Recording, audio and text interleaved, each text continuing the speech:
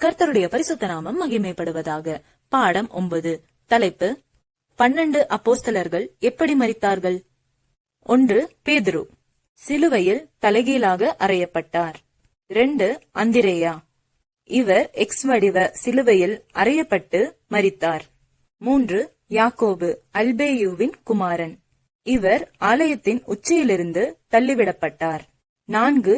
யோவான், கொதிக்கும் எண்ணெயிலே போடப்பட்டும் அதிசயமாக உயிர் பிழைத்து பின்பு இயற்கை மரணம் அடைந்தார்.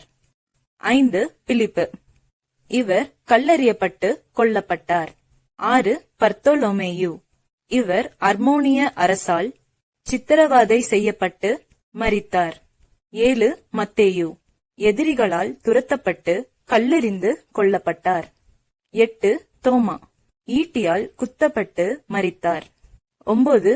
யாக்கோபு, செபத்தேயுவின் குமாரன், இவர் ஏரோது அரசால் தலை வெட்டப்பட்டு மரித்தார். 10. சீமோன், இவர் கோடாரியால் வெட்டப்பட்டு மரித்தார். 11. யூதா, யாக்கோபின் சகோதரன், இவர் அம்புகளால் குத்தப்பட்டு மரித்தார். 12. யூதாஸ் காரியோத், இவர் இயேசுவை காட்டிக் கொடுத்ததால் தூக்கிட்டு தற்கொலை செய்து கொண்டார். இதிலே இயேசுவின் உண்மையான சீஷர்கள் இயேசுவின் வழியில் நடந்து அவரை இறுக பற்றி கொண்டதால் மரணம் அடைந்தார்கள்.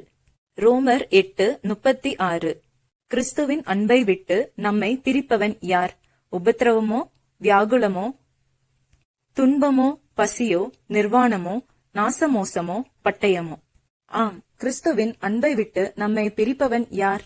நாம் உறுதியாக கர்த்தருக்காக நின்று இறுதி வரை நல்ல போராட்டம் போராடுவோம். ஆமேன்.